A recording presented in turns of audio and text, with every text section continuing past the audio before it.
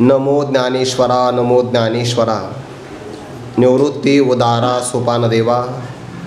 मुक्ताबाई नमो त्रिभुवन पावनी. आद्यत्रय जननी देवांची. जयांची केलिया स्मरण. होय सकळ विद्यांचे अधिकरण. तेची वंदो श्रीचरण श्री गुरूंचे. ते नमस्कारोनी आता. शौर्यं तेजो धृतिर्दाक्षं.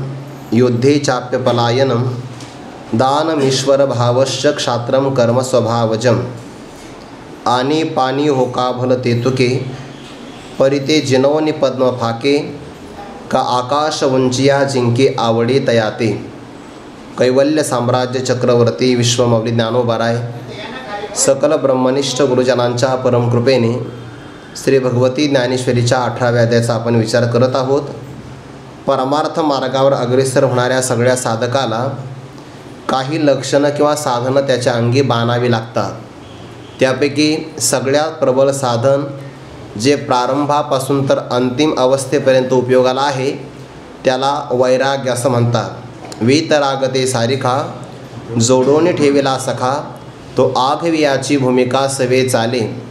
परमार्थातला मित्र कोण असेल तर वैराग्य हा सखा आहे आणि तो प्रारंभापासून तर अंतापर्यंत आपल्यासोबतच प्रवास करतो. असं वैराग्य संपादन करायचं असेल तर त्याला पर्याय फक्त एकच आहे, ईश प्रसाद प्राप्त झाला पाहिजे, म्हणजे ईश्वराची कृपा. आणि ईश्वराची कृपा ही कर्माशिवाय होऊ शकत नाही. ज्या ज्या व्यक्तीच्या वाट्याला जे कर्म आलं ते कर्म त्याने ईश्वराचं मनोगत म्हणून परिपालनामध्ये प्रवृत्त व्हावं. यासाठी कोणाच्या वाट्याला काय कर्म आलेलं आहे त्याचा विचार भगवान या ठिकाणी वर्ण धर्मानुसार प्रतिपादन करत आहे. ब्राह्मणाच्या ठिकाणी 9 प्रकारचे सद्गुण आहेत, तेच त्यांचं कर्म आहे. क्षत्रियाच्या ठिकाणी 7 प्रकारचे गुण आहेत, ते त्यांचं कर्म आहे. आणि क्षत्रियाचाच गुणांचा किंवा कर्माचा विचार आपण काल प्रारंभ केलेला आहे. त्यापैकी शौर्य म्हणजे पराक्रम, तेज म्हणजे कोणापासून सुद्धा तिरस्काराला प्राप्त न होणं. धृती शब्दाचा अर्थ होतो कर्म करण्याच्या बाबतीत राज्यपालन करायचं आहे क्षत्रियाला, त्या बाबतीमध्ये इंद्रियाला शरीराला कधीही शिथिलता प्राप्त न होऊ देणं. धारणात्मक शक्ती त्याला धृती असं म्हणतात. दाक्षम शब्दाचा अर्थ दक्षता, सावधपणा. अचानक जर एखादा प्रसंग प्राप्त झाला तर त्यामध्ये अविचाराने प्रवृत्त व्हायचं नाही, विचारपूर्वक प्रवृत्त व्हायचं. त्याला दाक्षम किंवा दक्षता असं म्हणतात. च युद्धे अपि अपलायनम. युद्धाचा प्रसंग क्षत्रियाला कधीही प्राप्त होऊ शकतो. युद्धभूमीवरून माघारी न फिरणं. आपल्याजवळ असणारी संपत्ती उदार मनाने दुसऱ्याला देणं आणि शासन करणं, प्रभुशक्ती प्रगट करणं, याला ईश्वर भाव असं म्हणतात. हे क्षत्रियाचे स्वाभाविक कर्म आहे.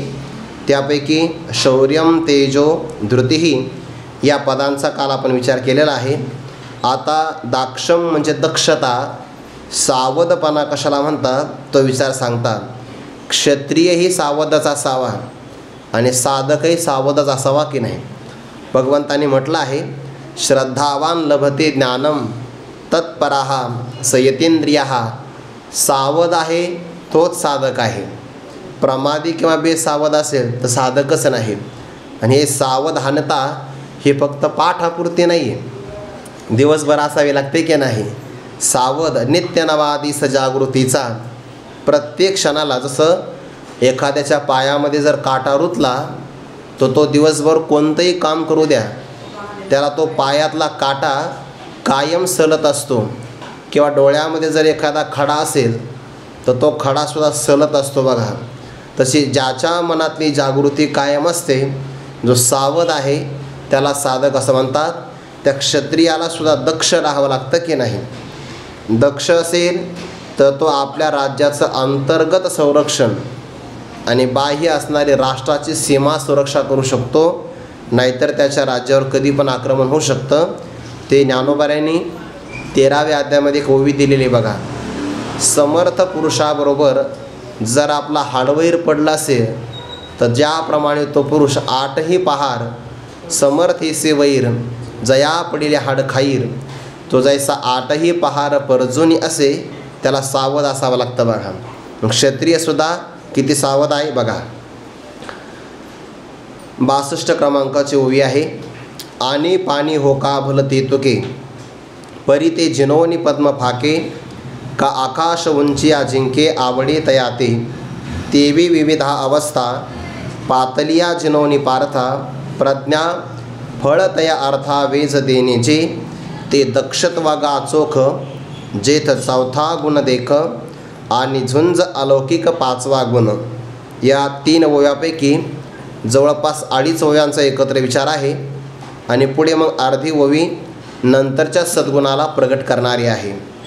प्रसंग जर प्राप्त झाला सहसा म्हणजे एकदम, अनेक प्रकारचे कार्य आपल्या समोर आले, राज्य परिपालन करायचं आहे, प्रजेचं रक्षणही करायचं आहे, गायींचंही रक्षण करायचं आहे, अशा सगळ्या अंतर्गत बाह्य बाबी एकत्र आल्या तर क्षत्रियाचं अंतःकरण चंचल झालं नाही पाहिजे. त्याला त्याही प्रसंगातून योग्य प्रकारचा मार्ग सुचला पाहिजे. त्याला दक्षता म्हणतात. उदाहरण दिलं आहे, पाणी हो का भल ते तुके, वाटेल तेवढं किंवा कितीही मोठं जरी पाणी असेल एखाद्या सरोवरामध्ये आणि त्या सरोवरात जर कमळाची वेली असेल तर ते जिनवणी त्या सगळ्या पाण्याचा पराभव करून, पाण्याला जिंकून, अर्थात पाण्याला बाजूला सारून ते पद्म फाके, पद्म म्हणजे कमळ, ते कमळ विकसित होतं किंवा पाण्यातून वरती येतं. ते असा विचार नाही करत पाणी तर फार मोठं आहे आणि मग आपण कसं बाहेर डोकं काढावं, असं नाही. अथांग जरी पाणी असेल तर त्या पाण्याला बाजूला सारून जिंकून ज्याप्रमाणे कमळाचं पुष्प विस्ताराला प्राप्त होतं, हे झालं उदाहरण. का आकाश उंचिया जिंके आवडे तयाते, वाटेल तो पदार्थ किती उंच असला. आपल्या भारतामध्ये सर्वात मोठा पुतळा आहे सरदार वल्लभभाई पटेलांचा, म्हणजे जगातला सगळ्यात मोठा आहे. सगळ्यात मोठं शिखर कोणतं आहे? एव्हरेस्ट शिखर आहे. असे जगामध्ये अनेक उंच पदार्थ आहे. असे अनेक सगळे उंच पदार्थ एकत्र केले तर आकाशाची बरोबरी करू शकतात का? म्हणून सगळे उंच पदार्थ किती जरी असेल तर आकाश त्या उंचातल्या उंच पदार्थामध्ये सर्वात उंच आहे. सगळ्यात उंच कोण? आकाश. उंचीच्या बाबतीमध्ये जसं आकाश सगळ्यांना पराभूत करतं, जिंकून घेतं, किंवा फाकण्याच्या म्हणजे प्रफुल्लित होण्याच्या बाबतीमध्ये ज्याप्रमाणे कमळ सगळ्याच पाण्याला जिंकून घेतं, हे झालं उदाहरण. तेवी त्याप्रमाणे आता क्षत्रिय जर म्हणला, ज्याच्या मस्तकावर राज्यकारभार असतो ना त्याला एक काम नसतं बघा. त्याच्या पाठीमागे जितका मनुष्य मोठा होतो की नाही, मनुष्याला असं वाटतं की राज्यमुकुट आपल्या मस्तकावर आला म्हणजे फार चांगलं असेल, पण तसं नसतं. राज्यपद आलं म्हणजे काटेरी मुकुटच आपल्या मस्तकावर आलेला असतो. ज्याला जेवढा मोठा व्याप तेवढा मोठा ताप, हे ठरलेलंच असतं. हे ठरलेलं आहे. पण मनुष्याला काय असतं? फक्त मोठेपणा दिसतो, अंतर्गत असणाऱ्या बाबी मात्र दिसत नाही. ते 17व्या अध्यायामध्ये म्हटलं आहे बघा की आधी सांडिला नरेंद्र. नरेंद्र म्हणजे राजा. राजाच्या मानसिक चिंता निघून गेल्या तर राजा ज्याप्रमाणे शोभून दिसतो. याचा अर्थ काय झाला की राजाच्या मनामध्ये प्रजापालनाच्या विषयी चिंता तळमळ असते, म्हणून अनेक प्रसंग त्याच्या समोर येतात. पण ते सगळे अवस्था प्रसंग पातलिया जरी एकदम प्राप्त झाले, एक प्रसंग आला सामोरं जाता येतं, पण एकाच काळामध्ये जर अनेक प्रसंग आले म्हणजे दुष्काळही पडला, एखादा व्यक्ती बंडही करतो आहे त्याचं बंडही मोडून काढायचं, परकीयाने आक्रमणही केलं आहे, दुष्काळही पडला, महामारी आली, धान्यही संपलं आहे, असे अनेक बिकटचे प्रसंग जरी आले तर त्या सगळ्याला जिंकता आलं पाहिजे. आणि तिथं क्षत्रियाचा कस लागतो बरं. या प्रसंगाला फक्त क्षत्रिय सहन करू शकतो, तिथे ब्राह्मणही सहन नाही करणार, वैश्य आणि शूद्रसुद्धा सहन करू शकत नाही. असा न डगमगता निर्णय घेण्याची जी बुद्धी असते, सावधपणा, त्याला म्हणतात दाक्षम. ते आपला देवगिरीचा किल्ला जो आहे ना, त्या देवगिरीचा किल्ल्याचा पराभव झालाच नसता. त्यामध्ये धान्याचं कोठार होतं. तिथं असं वाटलं की त्या राजाला, आपला हिंदू राजा, की आपण शत्रूने किती जरी वेढा दिला तर धान्य एवढं मोठं आहे की किती दिवस आपण लढाईच करू शकतो, काहीच अडचण नाही. कारण किल्ला अभेद आहे. आजही जर आपण देवगिरीचा किल्ला बघितला तर त्या किल्ल्याला सर्व बाजूने खंदक आहे बघा. आजही नशीब आहे आता फक्त शिडी टाकली म्हणून जाता येतं, पण सगळ्या बाजूला खंदक आहे. म्हणजे आणि त्या खंदकामध्ये पाणी असायचं. पाण्यामध्ये मोठ्या मोठ्या आकाराच्या मगरी असायच्या. म्हणजे एखादा आलाच तर त्या मगरीच्या तोंडामध्ये पडून जाणार. आणि खंदकही एवढं मोठं अंतर आहे त्याचं की शिडी लावता येत नाही, माळही लावता येत नाही. माळ म्हणजे दोराची शिडी, ते लावता येत नाही. मग असा शत्रूने किती वेढा दिला तर अडचण काही नाही, धान्य भरपूर होतं. पण नंतर लक्षात आलं धान्य नव्हतं, ते सगळे मिठाचेच पोते होते. परिणाम असा झाला की तो किल्ला पराभूत झाला. आणि जेव्हा देवगिरी पराभूत झाला तेव्हापासून महाराष्ट्राच्या अधपतनाला सुरुवात झाली. ते इतिहासामध्ये असं म्हटलं आहे की जोपर्यंत ज्ञानोबराय या अवनी तलावर महाराष्ट्रामध्ये होते, कार्यरूपाने बरं समाधी घेतली नव्हती तोपर्यंत, म्हणून तर राजाचं वर्णन केलं आहे की नाही, तेथ यदुवंशविलासू सकळ कळा निवासू न्यायाती पोशिक्षितिषू श्रीरामचंद्र. त्या राजाचं विनाकारण वर्णन नाही केलं, कारण तेव्हा राज्य चांगलंच होतं. ज्ञानोबराय समाधीस्थ झाले आणि महाराष्ट्रावरचा आशीर्वादच एक प्रकारे लोप पावला आणि लगेच देवगिरीचा पाडाव झाला. तिथपासून पुढे नाथ महाराजांच्या काळामध्ये सुद्धा परकीयांचं राज्य होतं. अभंगामध्ये बघा तुम्ही, सगळ्या अभंगात ते प्रतिबिंब उमटलेलं आहे. ज्ञानोबराय समाधीस्थ झाले तिथपासून तर छत्रपती शिवाजी महाराज जन्माला येईपर्यंत जवळपास 300-350 वर्ष महाराष्ट्र हा परकीयांच्या ताब्यातच होता. म्हणजे नुसते आक्रमण, जर तुम्ही इतिहास वाचला तर तुम्ही वाचूच शकणार नाही. समृद्ध महाराष्ट्र एवढा होता आपला, एवढा समृद्ध की गोदावरीच्या काठी जर एखादा व्यक्ती गाळ जरी आणण्याकरता गेला तर त्याला गाळामध्ये सोनं सापडायचं. म्हणजे कसं काय, सगळ्या माता भगिनी ते कपडे धुण्याकरता गोदावरीच्या काठावर जायच्या आणि त्यांच्या हातामध्ये सुवर्ण कंकण एवढे असायचे की कपडे धुता धुता त्याचं घर्षण व्हायचं. त्या सुवर्ण कणाचा काही भाग पाण्यात मिसळायचा. आणि पाण्याचा नियम आहे, पाणी आपल्यात काही ठेवत नाही, काठावर आणून सोडतं. मग त्या गाळाला जरी एखाद्याने चाळणी केली तर त्याला त्यात सोन्याचे कण सापडायचे. काय महाराष्ट्र आपला समृद्ध असेल, श्रीमंत महाराष्ट्र होता. पण फक्त पडला कशामुळे, त्या राजाला ती दूरदृष्टी नसल्यामुळे की आपण धान्याचं कोठार साठवलं का मिठाचंच पोते सगळे आहे, त्यामुळे पराभव झाला हा भाग आहे. असे संकट अनेक येतात की नाही, पण त्या सगळ्या संकटामध्ये सावध राहिलं पाहिजे असं त्याचा अर्थ आहे.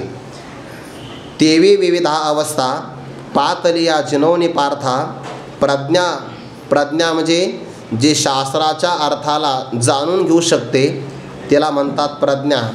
आणि फळतया अर्थ म्हणजे विषय, फळतया म्हणजे फल देणारे, सफल असणारे जे विषय असतील. आता अनेक प्रकारचे प्रसंग आले, त्यापैकी आपल्याला राज्यधर्माचं परिपालन करण्याकरता योग्य कोणता आहे, अयोग्य कोणता आहे, सफल कोणता आहे, निष्फल कोणता आहे, तर या बाबतीमध्ये वेज देणे म्हणजे त्यात प्रवेश करता आला पाहिजे. खरं तर हे उदाहरण मोत्याच्या बाबतीमध्ये आहे. मोती हा जमिनीमध्ये सापडतो ना, नाही मोती तर समुद्रात सापडतो, बाकीचे रत्न जमिनीमध्ये सापडतात. पण त्याला जर छिद्र पाडायचं असेल तर तो कठीण खूप असतो. त्या मोत्याला मोतीच कापू शकतो, रत्नाला रत्न कापू शकतं, कठीण खूप असतो तो. पण मग जसं त्याला कठीण जरी असेल तर त्याला गोवायचं असेल तर छिद्र पाडावं लागतं, तसं बिकट प्रसंग अनेक जरी आले तर त्यामध्ये प्रवेश करून ते सगळे बाजूला सारून त्यातून मार्ग शोधता आला पाहिजे. असे अनेक प्रसंग आहे बघा. प्रज्ञा फळतया अर्था वेज देणे जे ते दक्षत्व गाचोख जेथ चौथा गुण देख. ते दक्षत्व चोख शुद्ध प्रकारचा आहे, हा क्षत्रियाच्या ठिकाणचा चौथा गुण आहे. काल आपण चरित्र पाहिलं बघा छत्रपती शिवाजी महाराजांचं. आग्र्यातून सही सलामत सुटका झाली, पण आता आपल्याला प्रवास करायचा आहे. दक्षत्व किती असावं लक्षात आलं, वेगात प्रवास करायचा आहे. 9 वर्षाचा बालक आपल्याजवळ, आपल्या या स्वराज्याचा युवराज छत्रपती संभाजी महाराज. मग काय करावं, वाराणसीमध्ये त्यांना एका ठिकाणी ठेवलं. पूर्णपणे ब्राह्मणाचा वेश परिधान केला आहे छत्रपती संभाजी महाराजांनी. वय वर्ष 9च आहे, पण वागण्यातला सरळपणा मात्र खूप चांगला आहे. कोणत्याही व्यक्तीला ओळखूच आलं नाही की हे ब्राह्मण आहे का क्षत्रिय आहे, कारण क्षत्रियाला उपनयन करायचा संस्काराचा अधिकार आहेच आहे. दिसायला ते राजबिंडे होते, एकदम कोणाला ओळखू आलं नाही. लोकांनी छत्रपती शिवाजी महाराजांना स्वराज्यामध्ये आल्यानंतर विचारलं, शंभू बाळ कुठं आहे? छत्रपती शिवाजी महाराजांना माहीत होतं, जर आपण हे सांगितलं की वाराणसीमध्ये आहे, तर ही बातमी कर्णोपकर्णी गुप्तहेराच्या मार्फत आग्र्यापर्यंत जाईल आणि वाराणसीमध्ये आपला बाळ पकडला जाईल. म्हणून त्यांनी खोटी बातमी पसरवली. कोणती? प्रवासामध्ये येता येता शंभू बाळ आपल्यात राहिले नाही. बातमी सत्य होते की नाही? आपल्यात राहिली नाही म्हणजे प्रवासात आले नाही असा अर्थ होता. बाकीचे लागले रडायला. आता ही बातमी जर सैनिकाच्या मार्फत परकीय राजाला कळाली तर त्यांना काय वाटन? शंभू बाळ स्वर्गाला गेले. आणि यदा कदाचित ते सैनिक शंभू बाळाला शोधण्याकरता स्वर्गात जरी गेलं तर तिथेही सापडणार नाही. का? नव्हतेच तिथं, होते वाराणसीमध्ये. इतका सावधपणा पाहिजे, दक्षता म्हणता. किंवा पन्हाळगडाचा विशाळगडाचा सगळ्याला प्रसंग माहिती आहे. शत्रूचा वेढा पडला आहे किल्ल्याच्या खाली. पावसाळ्याचे दिवस जवळ आले आणि छत्रपती शिवाजी महाराजांना असं वाटलं की आता करून करून हे किती वेळा लावणार आहे. पाऊस आला की वेळा ढिला होईल. पण समोरचा व्यक्ती सावध होता बरं, कारण त्याला मागचे अनुभव होते प्रतापगडाचे वगैरे. पण त्याने तो वेळा ढिला केला नाही. पावसामध्ये सैनिक वेळा द्यायचे, पण एक भाग असा होता की त्या भागातून फक्त थोडीशी वाट होती. बाकी सगळ्या किल्ल्याला छावणीचं स्वरूप प्राप्त झालं होतं सगळीकडून. जायचं कसं मग आता? मग फक्त संशोधन केलं तर एकच बाजू होती, अरुंद रस्ता. त्या रस्त्याने जाता येईल. आणि मग पत्र पाठवलं खाली की आम्ही अमावस्याला तुम्हाला शरण येतो आहे. अमावस्याला जेवढी रात्र असते की नाही अंधार, तेवढाच अंधार अगोदरच्याही दिवशी असतो आणि तेवढाच अंधार प्रतिपदेलाही असतो. 3 दिवस अंधार सारखाच असतो. फक्त एवढंच आहे की अमावस्याला एकच चंद्राची कला असते संपायला यायला, आणि प्रतिपदेला सुरुवात व्हायला एक कला असते. अमावस्याला तर पूर्णच अंधार असतो. मग अमावस्याला जेवढा अंधार, त्याही अंधाराच्या अगोदरचा चतुर्दशीचा अंधकार आहे, त्याचा फायदा घ्यायचं ठरवलं. आणि त्या बिकट रस्त्यातून काही सैनिकाच्या सहित छत्रपती संभाजी महाराज निसटले. पण त्याच्यामध्ये एक शिवा काशीद होता की नाही, तो छत्रपती शिवाजी महाराजांसारखा दिसायचा. त्याला विचारलं की आता तुला एक करावं लागतं, 2 पालख्या सजणार आहे, एका पालखीमध्ये तुला बसावं लागणार आहे. तो तयार झाला. पण त्याला शिवाजी महाराजांनी विचारलं, तू का तयार झाला? काय माणसं कमवले असेल? शिवा काशीदाने सांगितलं, राजे तुमच्या अंगावरचे कपडे मला 1 दिवस परिधान करायला मिळेल ना, बस माझं जीवन सफल झालं. मला मृत्यूचं काही वाटत नाही. काय स्वामीनिष्ठा असेल ना. राजांचे कपडे, मुकुट, अलंकार फक्त 1 दिवस आपल्याला परिधान करायला मिळतात. ते आपल्याला नाटक करायचं आहे, प्राण गेला तरी चालेल, फक्त माझा राजा वाचला पाहिजे. लाख मेले तरी चालेल, लाखाचा पोशिंदा मात्र जगला पाहिजे. एवढं प्रेम असे माणसं कमवता आले पाहिजे. माणसं फक्त 2 जणांनीच कमवले. संत वाङ्मयामध्ये मेळविली मांदी वैष्णवांची ज्ञानोबाराय, आणि इतिहासामध्ये छत्रपती शिवाजी महाराज. मग बाकीचे हे राजकारणी वगैरे नाही का कमवत, हे फक्त प्रचाराला. एरवी कोणी आणि कार्यकर्त्यालाही कोणी विचारत नाही. बिचारे ते तसेच असतात म्हणा, तो भाग सोडून द्या. मग माणसं कमवता आले पाहिजे. प्राण त्याग करण्याकरता लागणारा तो पुढे भाग येणारच आहे. म्हणजे प्रसंग अनेक जरी आले तर त्यातूनही मार्ग काढता आला पाहिजे. याला दक्षत्व असं म्हणतात. ते दक्षत्व गा चोख, जेत 4था गुण देख, आणि झुंज अलौकिक 5वा गुण. झुंज म्हणजे युद्ध. युद्ध काही सामान्य नाही करायचं, अलौकिक झुंज. अलौकिक म्हणजे जगापेक्षा विलक्षण. इतिहासामध्ये राजपुतांचं युद्ध वेगळं आहे आणि मराठ्यांचं युद्ध वेगळं आहे बरं. आतापर्यंत राजपुत्रामध्ये असा नियम होता की युद्धभूमीवर जर गेलं तर मारता मारता मरायचं.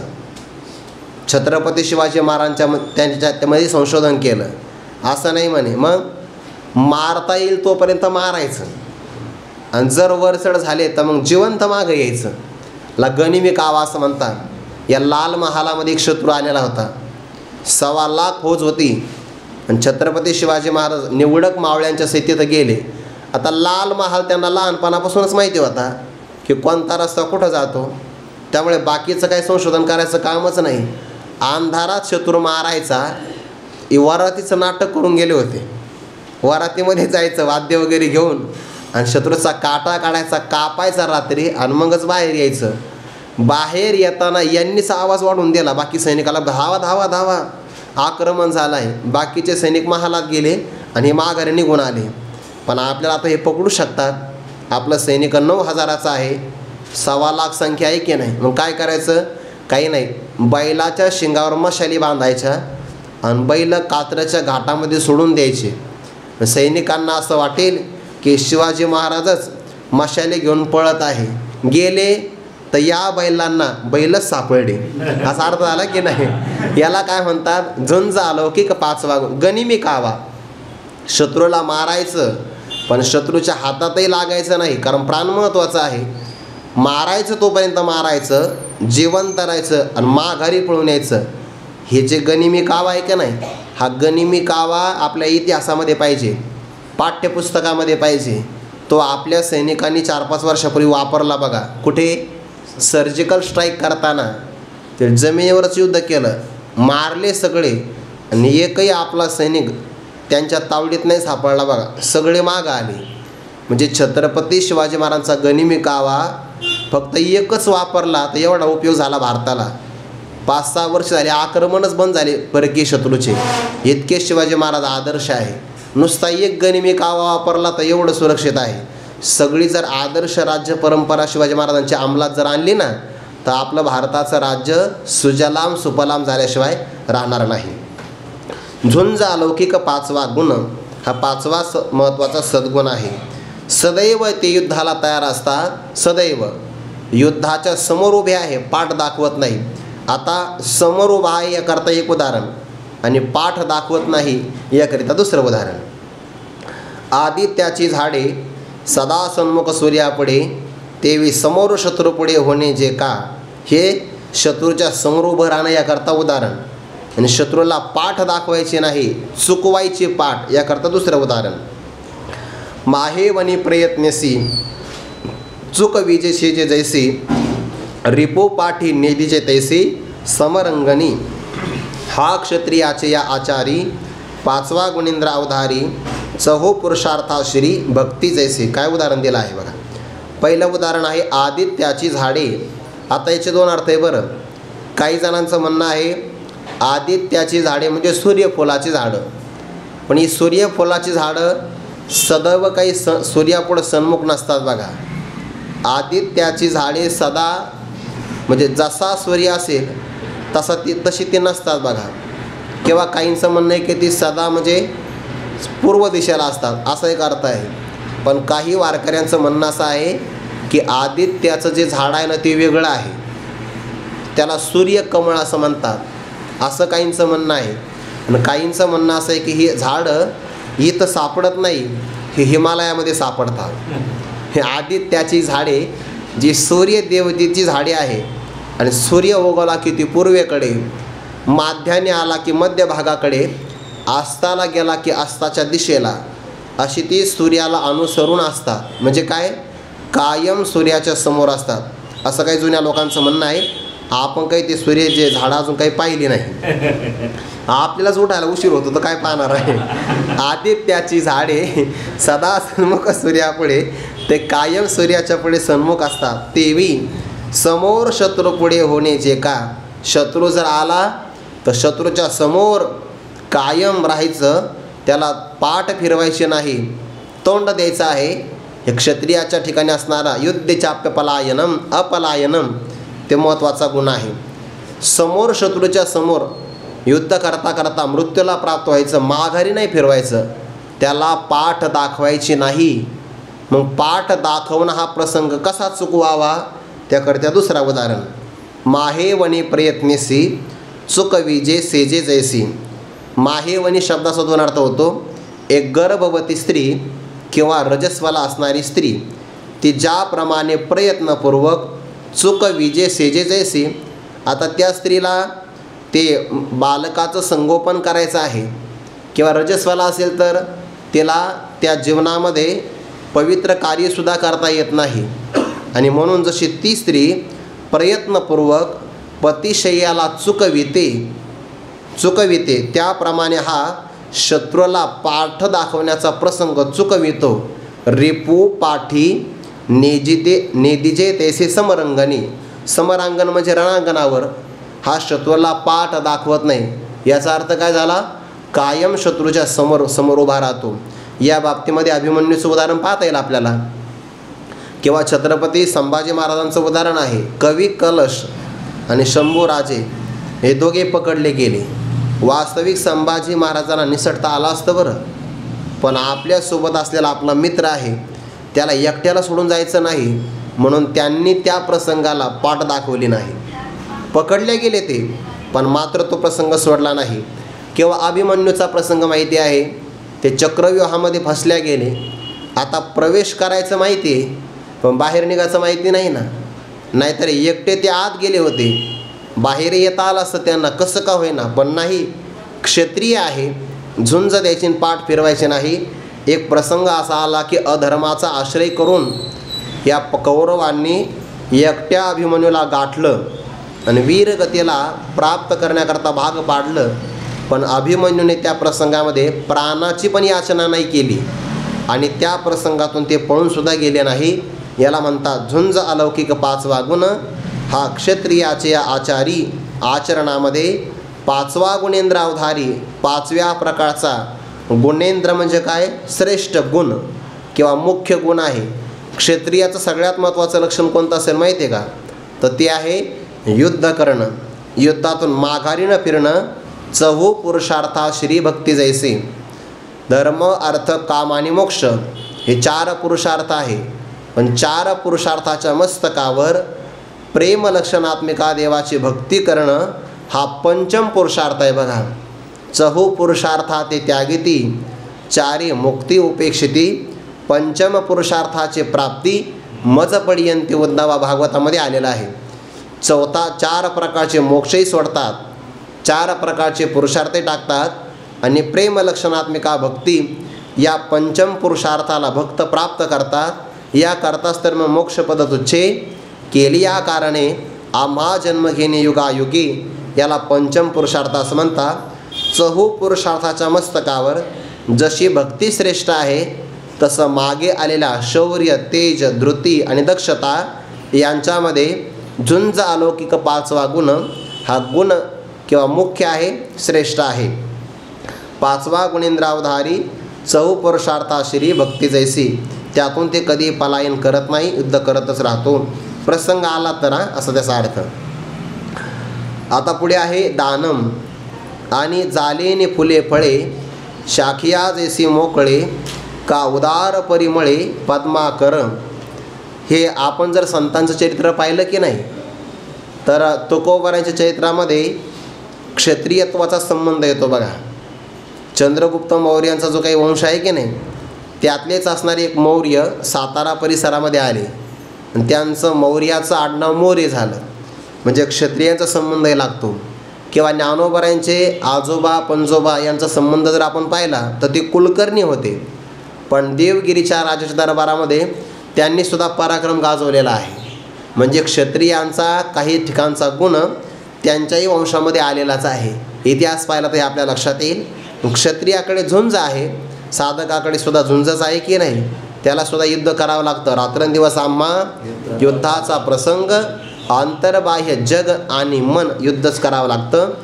5वा गुण सांगितला महत्त्वाचा. यानंतर 6ष्टम क्रमांकाचा गुण आहे दानम. आपल्याकडे असणारी संपत्ती उदार मनाने समोरच्या व्यक्तीला देणं, आपलं स्वत्व काढायचं आणि दुसऱ्यांचं प्रस्थापित करायचं, याला दान असं म्हणतात. बरं, एकदा दान दिलं की ते आपलं राहत नसतं, ज्याला दिलं त्याची सत्ता त्यावर होत असते. याकरिता उदाहरण. आणि जालेने फुले फळे शाखिया जैसी मोकळे का उदार परिमळे पद्माकर. नाना आवडीचेने मापे चांदीने भलतेने घेपे पुढीलांचेने संकल्पे तैसे जे देणे ते उमपका दान. जे तर 6वे गुणरत्न आणि आज्ञे एकायतन होणे जे का. एक सांगायचा भाव राहिला की क्षत्रियाला युद्धातले कष्ट वाटत नाही बरं. म्हणून तर भीष्माचार्य शरपंजरी पडले, शरीरातून आरपान बाण गेलेले आहेत, सगळं रक्त नाहीच झालं, पण अजिबात त्यांना काही वाटलं नाही. क्षत्रियाला घाव जेवढे झाले तेवढा त्याला आनंद होतो. त्याचं मी उदाहरण ऐकलं. एक राजा आहे ना, हजामत करायला बसला. त्या हजामत करता करता वस्तारा लागला, रक्ताची धार आली त्या गालातून. नाव्यावर रागवले, म्हणजे मूर्खा, हजामत करता येत नाही तुला आणि वस्तारा लागलाच कसा. तो सुद्धा बोलायला हुशार होता. तो म्हणला, तुम्ही जर वस्ताराला एवढा घाबरता तर युद्ध कसं करणार आहे. राजा होता तो, त्याचा स्वाभिमान दुखवला. त्याने त्याला जवळ ठेवलं आणि म्हणे, आता तुझ्यात आणि माझ्यात काय फरक आहे ते सांगतो म्हणे. वस्तारा लागला याच्यावर माझी परीक्षा बघू नको. त्याने दरबारामध्ये दोघाला बसवलं, स्वतः आणि त्या नाव्याला बसवलं. आणि एक पहार आणली, समोर पाय ठेवला आणि आपल्या एका सेवकाला सांगितलं, ही पहार जोरात ताकदीनं माझ्या पायावर मारायची, आरपार गेली पाहिजे. आणि मारली ना पहार, ती गेली आरपार. आणि हीच पहार आता याच्या पायावर मारायची. तो नाही नाही नाही माझ्यात ताकद नाही म्हणे, मग माझी परीक्षा करायची नाही. मी वस्तारा सहन करो किंवा न करो, पहार सहन करू शकतो. वस्तारावर माझी किंमत काय पाहतो आहे, क्षत्रिय. झुंज अलौकिक 5वा गुण. म्हणून भीष्माचार्याच्या अंगातून आरपार बाण गेले, सहन केले बघा त्यांनी, क्षत्रियाच्या ठिकाणचा. नाहीतर आपल्यासारखा असा पराक्रमीचं युद्ध पाहिलं तर मग नाही, माझ्या बापाला मी एकुलता एकच आहे, चांगलं आहे, माघारी जा मग. दान कसं आहे, जाणे नि फुले फळे, शाखिया जैसे मोकळे. शाखा म्हणजे फांद्या. त्या फांद्यांना जर फुलं आले, फळं आले तर झाडाच्या फांद्या मोकळ्या असतात बघा. कोणीही फुलं घ्या, झाड काही म्हणत नाही. झाडाचे मालक रागवतात, तो भाग वेगळा आहे, झाड रागवत नाही. किंवा जर फळं आले तर लहान लहान मुलं दगडं मारतात, मालक रागवतो, पण झाड कधीच रागवत नाही बघा. दगडं मारा, अमृताप्रमाणे मधुर फलाची प्राप्ती. काय उदारत्व आहे. झाली नि फुले फळे, शाखिया जैसे मोकळे. झाडाच्या फांद्या मोकळ्या मनाने असतात बघा, कोणालाही काही अडचण नाही. का, उदार परिमळे पद्माकर, किंवा कमळाचा असणारा सरोवर. आकर म्हणजेच काय, मळा, खान.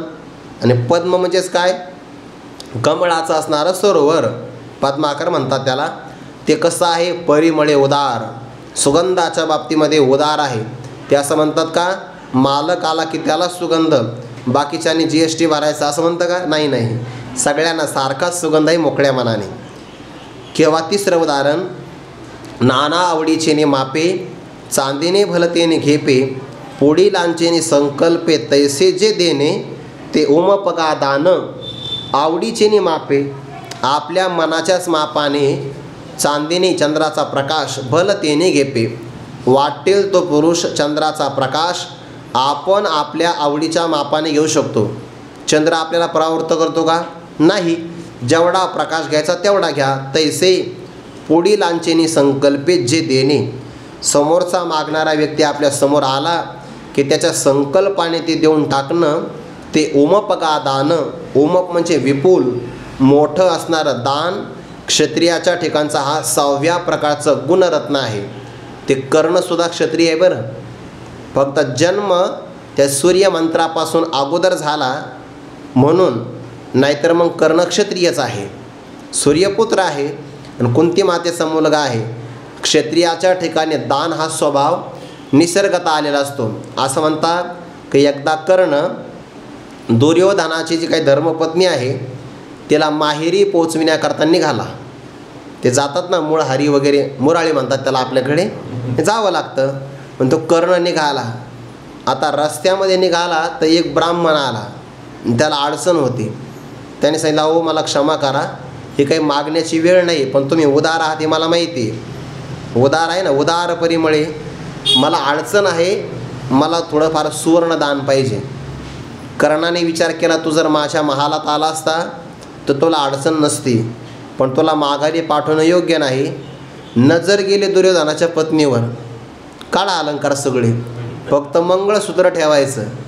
पायातले असणारे जोडवे त्याच्यासहित कानातले जे काही अलंकार असे सगळे काढायचे. सगळे अलंकार दिले काढून ब्राह्मणाच्या हातामध्ये. ते म्हणले, मला माहेरीच जायची नाही, नुसता एक अलंकार घेऊन माहेरात गेले तर काय वजन राहणार आहे, चला माघारी. ते पुन्हा माघारी आली आणि दुर्योधनाला सांगितलं, काय तुमचा मित्र आहे म्हणे.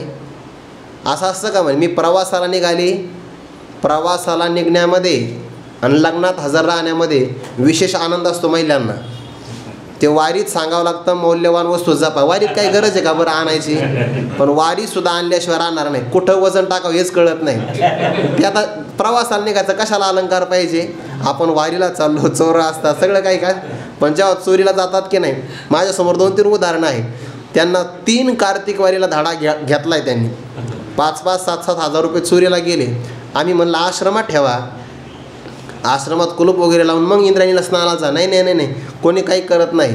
गेले, पॅन्टीमध्ये 5-7 हजार रुपये होते, पॅन्ट काढली आणि बुडी घेतली, टावेलसुद्धा राहिला नाही मागं. काय आहे लोकांना कळतच नाही. अलंकार घेऊन कुठं जायचं असतं का प्रवासाला. काय म्हणे तुमचा मित्र आहे, मी अशा परिस्थितीमध्ये माहेरी जाणार नाही. सगळे अलंकार एका क्षणात काढून टाका लावले.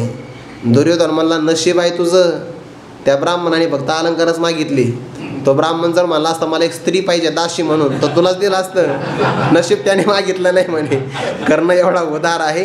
पुढील लांचेनी संकल्पे तैसे जे देणे. ब्राह्मण म्हणला असता मला सेवा करायला, भांडे घासायला दासी नाही, देता काय एवढी एखादी. कर्ण मला असता घेऊन जा, नशीब तुझं चांगलं आहे म्हणे. ते उंबकादान जेत 6वे गुणरत्न आज्ञे आणि आज्ञे एकायतन होणे जे का. एकायतन म्हणजे एकनिष्ठ, याचे 2 अर्थ केले आहे.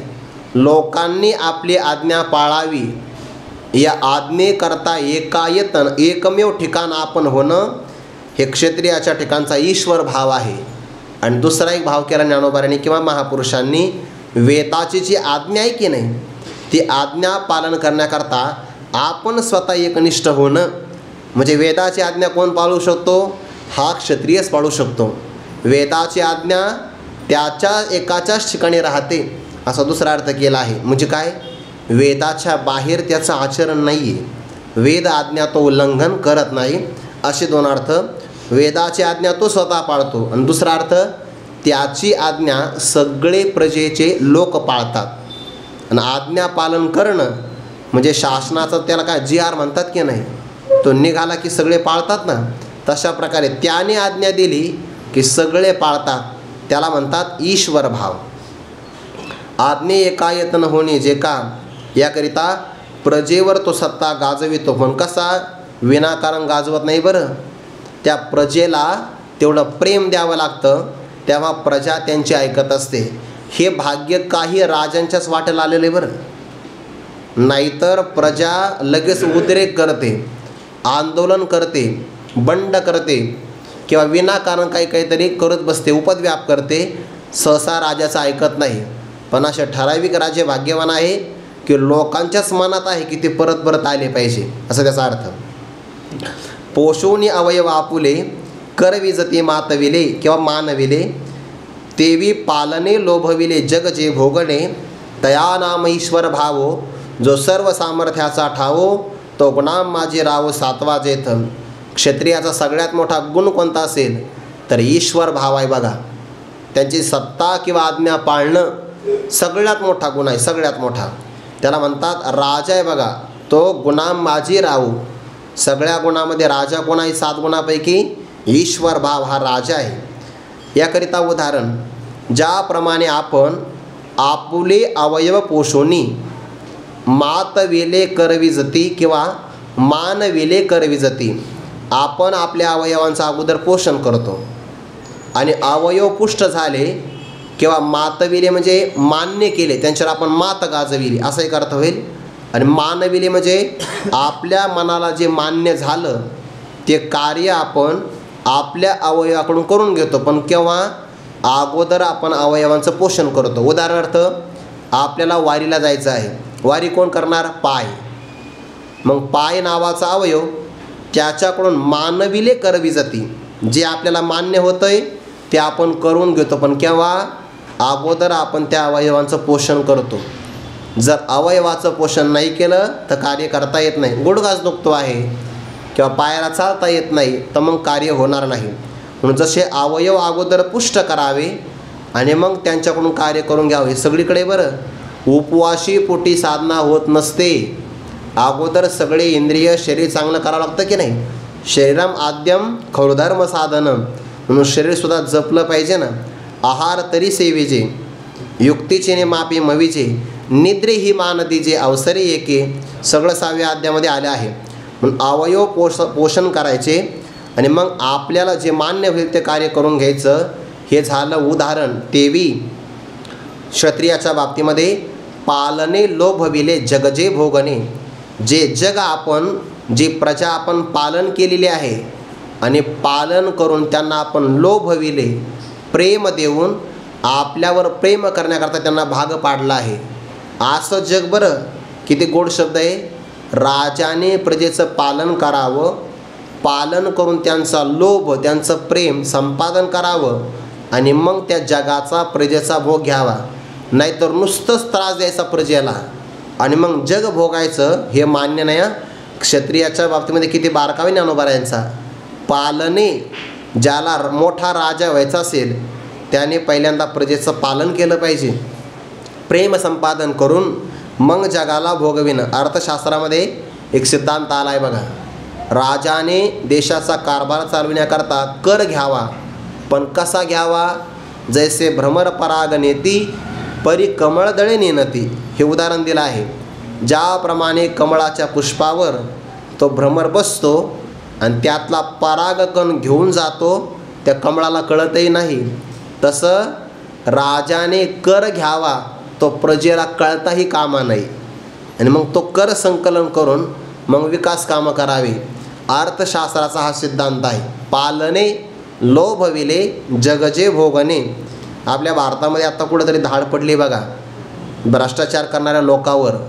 तर त्यांनी प्रजेचं पालन नव्हतं केलं, फक्त लोभविले, स्वतःचं लोभ वाढविला, तर त्यांच्या घरामध्ये करोडो रुपये सापडले.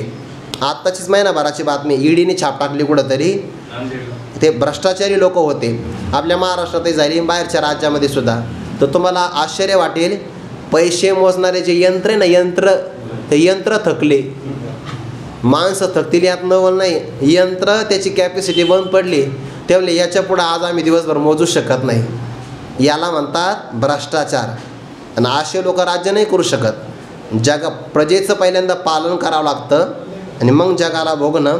तया नाम ईश्वर भाव, त्याला ईश्वर भाव असं म्हणतात. सत्ता गाजविण्याचं सामर्थ्य, जो सर्व सामर्थ्याचा ठाऊ, सगळ्या सामर्थ्याचं ठिकाण म्हणजेच हा ईश्वर भाव आहे. ज्ञानोबा म्हणतात, तो गुणांमाजी रावो 7वा येथं जेथ, तो सगळ्या गुणांच्यामध्ये राजा आहे. 7व्या प्रकारचा म्हणजे शौर्य, तेज, धृती, दाक्षम, योद्धे, अपलायनम, दानम आणि ईश्वरभाव. त्यापैकी 7व्या प्रकारचा गुण ईश्वरभाव सगळ्या सामर्थ्याचं ठिकाण आहे आणि गुणांच्यामध्ये तो राजा आहे. आता इथपर्यंत या सगळ्या गुणांचं वर्णन झालं. ज्ञानोबाराय संक्षेपतः त्यांचं पुन्हा चिंतन सांगतात. ऐसे जे शौर्यादिकी हे 7 गुण विशेखी अलंकृत सप्तरुखी आकाश जैसे.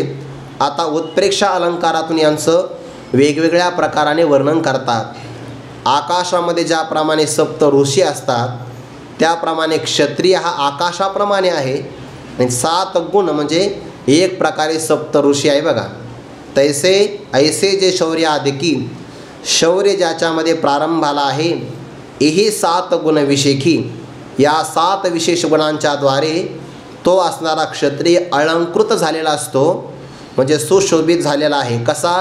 सप्तऋखी आकाश जैसे.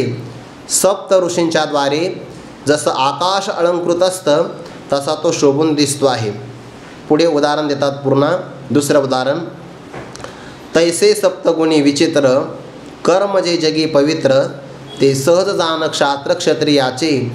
आता या सप्तगुणांच्याद्वारे क्षत्रियाचं आपल्याला विचित्र कर्म वाटतं की नाही. एकीकडे क्षत्रियाच्या ठिकाणी काय आहे? दान म्हणजे देणं आहे. दुसरीकडे काय आहे? ईश्वर भाव. एका ठिकाणी युद्धातून पलायन करायचं नाही आणि दुसरीकडे जगाचं पालन करायचं आहे. म्हणजे विचित्र कर्म आहे की नाही. भिन्न भिन्न कर्म असतं. सप्तगुणांच्याद्वारे जरी क्षत्रियाचं कर्म विचित्र वाटत असेल, पण ज्ञानोबा म्हणतात कर्मचे जगी पवित्र.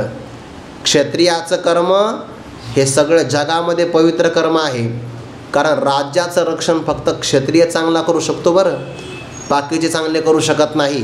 म्हणून त्याचं कर्म जरी विचित्र वाटलं तरी अंतकरण शुद्धी करता ती कर्म त्याचं पवित्र आहे. याचा अर्थ काय झाला? कोणतंही कर्म श्रेष्ठ कनिष्ठ नसतं, त्या कर्माचं पालन करणं हे उच्चतम भावना महत्त्वाची आहे. जगातलं सगळं कर्म पवित्रच आहे बरं. एक म्हणून तर चोखा मेळा संगे ढोरे उडी, परमात्मा चोखोबरायांच्या सोबत मेलेली जनावरं गावाच्या बाहेर ओढू लागतात का? जरी कर्म विचित्र वाटलं तर पवित्र आहे. म्हणून कर्मच महत्त्वाचं आहे. कर्म जे जगी पवित्र ते सहज जाणं क्षात्र क्षत्रियाचे. ते क्षात्र कर्म क्षत्रियाचं सहज आहे, स्वाभाविक आहे, सहज निसर्गतः त्याला ते प्राप्त झालं आहे. उत्प्रेक्ष अलंकार पुढे वापरतात.